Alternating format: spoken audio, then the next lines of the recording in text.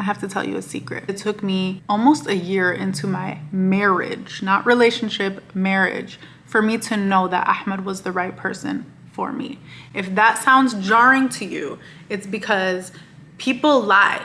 Like, I'm just convinced at this point that people are out here lying to you, which is why I have a personal vendetta against relationship advice girlies who are not keeping it real with you. I have now been in a happy, healthy relationship for 4 years this Friday. And I just want to come out here and debunk a lot of the myths that I remember hearing and give you some of the advice that nobody gave me. Now that I am 3 years into my marriage, 4 years into my relationship, I just want to be real with you. Some of the relationship advice out there honestly almost destroyed my relationship. So let's start with my least favorite quote in the whole world, which is, "If you know, you know." Now look, if that is the case for you, I do not want to take anything away from you. If you know people who say that and that's true for them, I love that for them. I genuinely love that for them. My problem is not with the people for whom that is true. My problem is with the blanketed nature of statements like that, making people who don't have that experience feel like their relationship is less legitimate. There are so many reasons for you not to know whether someone is right for you that have nothing to do with the quality of the man that is in front of you. That was my experience. Ahmed is nobody to settle for. He's amazing. Like, he checks off every single box, every single time. I still didn't know. And it's not because I didn't think he was amazing. It's not because I didn't love him. It's not because we didn't have a strong friendship before we started dating. It's because I just genuinely didn't know. And I had been through so many toxic experiences in the past that I felt like my conviction was all messed up. It had nothing to do with him. It was just that I was used to a certain type of toxic feeling in past relationships. So here comes a secure man, and I genuinely didn't know if the way that I felt was the right way. Honestly, if you've been through toxic, abusive relationships and that's the pattern that you're used to, if how you're feeling is sure when you've historically only been sure about toxic men, then that needs to tell you something about the quality of that relationship, and it's not what you think. My point is not to make you not trust yourself. My point is to let you know that if you've been through a series of toxic and abusive relationships in the past, then you need to give yourself time before you can start to trust the decisions that you're making. That was my experience. I kept asking myself, I don't really know if this is my person, but how do I feel today? And every single time I asked myself, how do you feel today? My answer was, I feel safe, I feel loved, I feel valued, I feel respected. And then I'm like, okay, cool, then stay. I would ask myself that every single day that my anxieties would start popping up. Now that I'm looking back on it, I have hindsight is 20/20 or whatever they say. When I look back on how I was feeling, I was just terrified to be wrong. I truly value marriage. I truly value commitment in relationships. My parents were married for over 30 years before my dad passed away, and they were best friends, but they also went through a lot. So I grew up understanding that relationships do require communication. They do require work. So I just didn't want to invest that into the wrong person. I felt like I needed to choose the right person. And because there was so much pressure on me, I was constantly looking for red flags and looking for warning signs, which naturally is gonna bring about more anxiety. So if you're someone who is talking to a person and trying to take this person seriously in a relationship, and this whole "if you know, you know" is looming over your head like a black cloud because you don't feel like you know, just ditch that advice and ask yourself a better question. How do I feel in this moment? Do I feel loved? Do I feel safe? Do I feel respected? I think do I feel safe is honestly the most important one. Do I feel emotionally safe with this person? And if the answer to those questions are yes, then just keep going, okay? You'll know when you need to know. And I think that that's way more important and way more realistic. Number 2, every single human being has the potential to be abusive. This does not mean that you are just generally an abusive person. This means that every single one of us has abusive tendencies if we're not aware of those things. I don't mean physically abusive tendencies. I'm more so talking about emotionally abusive tendencies. I think if someone that you're talking to has any physical abusive tendencies, like, you need to get out of there. I'm not downplaying emotional abuse. I'm not saying that if someone does emotionally abusive things all the time or frequently that you should stay in that relationship. That's not what I'm saying. What I'm saying is there's certain things that we do that we don't realize are abusive. I'll give you an example. I had an abusive tendency to give the silent treatment. I genuinely didn't even know that that was an abusive thing. The reason that I give the silent treatment is because that's what my parents would do when they would fight with each other. When my parents would fight, there would be like this Cold War in the house, and we were all kind of part of it, where they just wouldn't talk to each other. And I don't know who would break the silence first, but sometimes it would go on for days. So that is kind of how I learned to be upset. The other thing is that I shut down when I'm angry. It's a good and bad thing. It's a good thing because I don't say anything I don't mean. So if Ahmed and I ever get into a heated argument and I feel like it's becoming unproductive, I've always been like this, by the way, even with friends. If I feel like we're getting too heated, it's becoming unproductive, there's a high risk that someone is gonna say or do something that they regret, I will shut down and shut the conversation down to prevent myself from acting out of character. I really value the words that I say. I really value my composure. So I will literally say, I'm done talking right now. Like, we're gonna talk later. I wanna talk later, which wasn't always the most productive way to say it, but we'll get to that. One time Ahmed and I got in a stupid argument, which I'm laughing because it's so dumb, but at the time it didn't feel dumb. And so when we got home, I was really upset and I just went into the room and I just shut down. And he came into the room a couple times trying to get me to get up. And I just didn't want to talk to him. I was completely shut down. And so 10 minutes went by and I'm like, where did he go? Like, why isn't he coming back into the room? Like, which is so childish, by the way. Like, girl, he checked on you twice and then he went and did his own thing because you were acting like a brat, right? So I got up and I came into the kitchen and homeboy had ordered pizza and was sitting on this here couch watching TV and eating pizza. I cannot describe to you how I wanted to hug him and kill him at the same time. The part of me that wanted to hug him was the part of me that loves when people set boundaries.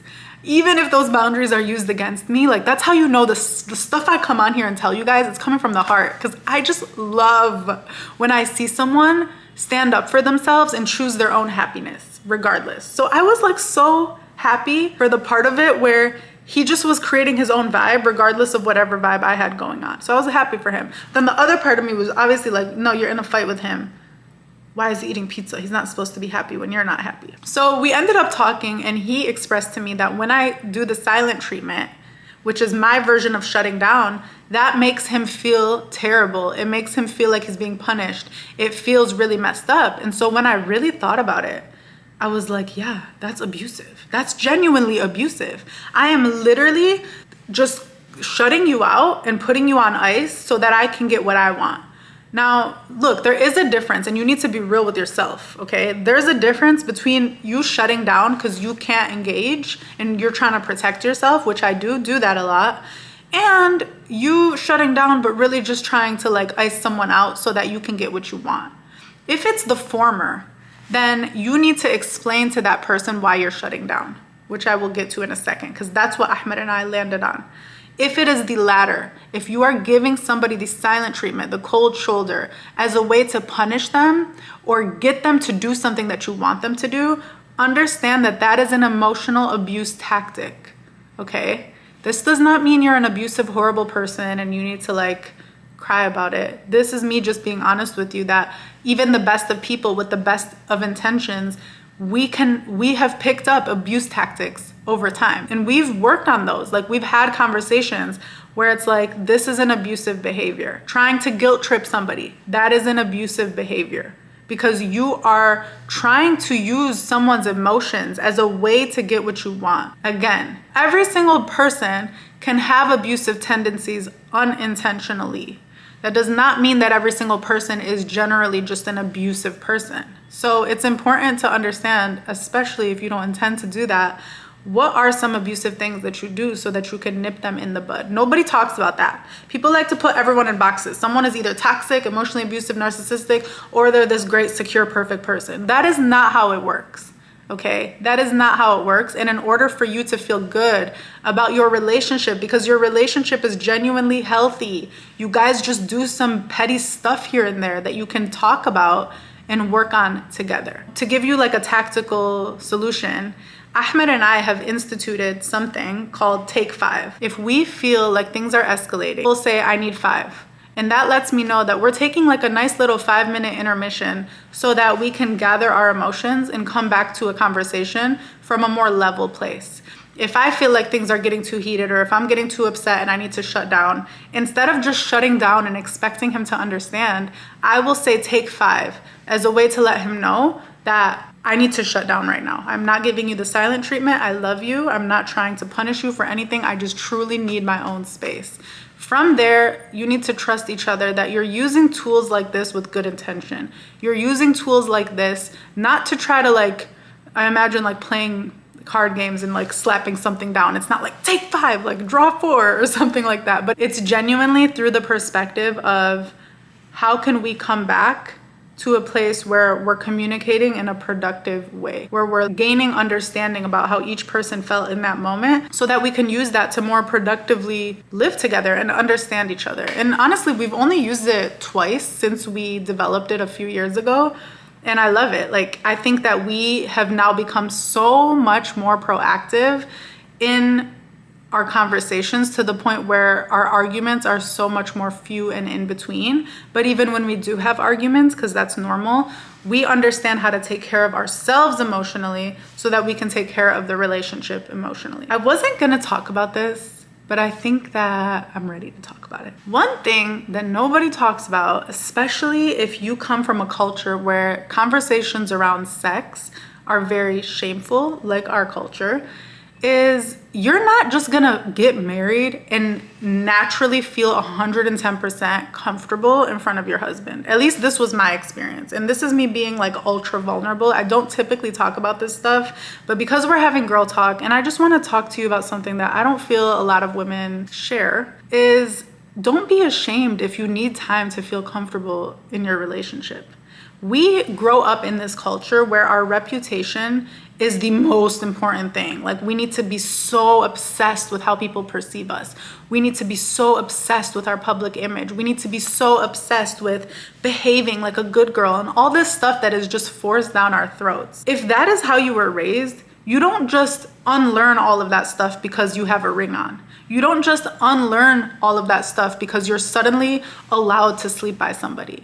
Like, you don't go from sex being this shameful thing to overnight sex being this liberated thing that you should just feel comfortable with. Now, obviously, the person that you're with can add or detract from that level of comfort. But even if you have somebody like my husband who makes you feel 110% comfortable and gives you no reason to feel ashamed of yourself, you still have residual shame that you were raised with, and that is okay. Be gentle with yourself as you're going through that process, whatever it looks like for you. Your bedroom is your bedroom, and I don't even want to hear about it. I'm not going to tell you about my bedroom because it's none of your business. And I really do respect that privacy, not even from a shame place, but just from like, I genuinely respect privacy in that area. Like, there's certain parts of my life that I just don't feel the need to share with people. I'll just tell you a quick story. Someone that I grew up with told me this story that, like, even a year plus into her marriage, she would wake up and be like, what the hell? Like, oh my God, like, who is this guy? And I've heard other girls kind of talk about that, but it is like, we grew up feeling like it's the most shameful thing ever to have a man in your bed. And so when you get married, your brain doesn't just automatically catch up. Like, your nervous system doesn't automatically catch up. All of that shame, it's still in here. It's still in here. And so it might take a lot of time for you to slowly unlearn that shame. And I'm not telling you anything other than give yourself grace. All I want you to know is do not add more levels and layers of shame onto yourself for feeling that shame. That's it. Like, don't add another layer of judgment and shame onto yourself because you still feel shame in your marriage.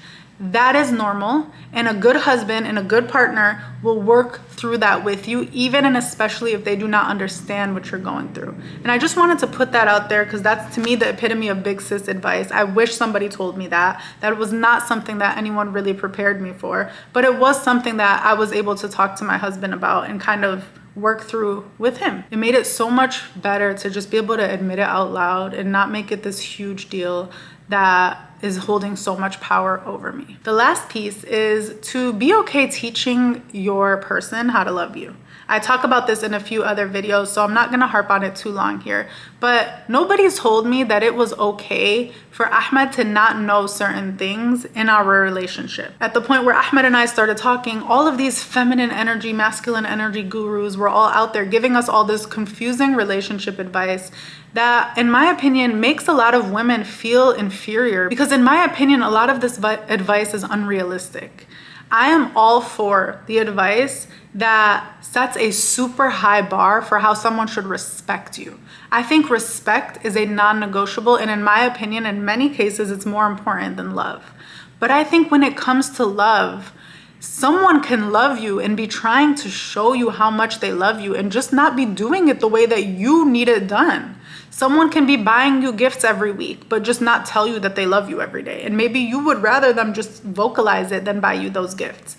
Don't be afraid to reroute their energy. If they're giving you that energy, if they're showing you that love, don't be afraid to teach someone and coach someone on how to love you. Nobody knows how to love you better than the person who's been in this body and in your space your entire life. You are the expert on how you need love given to you. So why wouldn't you share that with the person you intend to be with for the rest of your life? There's no shame in that. Don't be ashamed to tell someone that, hey, instead of doing this, I would love if you bought me flowers every here and there. Or instead of texting me how much you love me, I would love it if when we were out in public, you pulled out my chair. Or I would love it if you held my hand in front of other people. Show them how to reroute their energy in a way that makes you feel most loved and valued. There is nothing wrong with that, and I have never, ever, ever regretted coaching Ahmed on giving me what I need. I love you so much. If you like this video, drop a comment below letting me know if you have any other questions as it relates to healthy relationships. I love, love, love talking about this. I hope you found value in this video. I love you so much, and as always, stay powerful, my loves.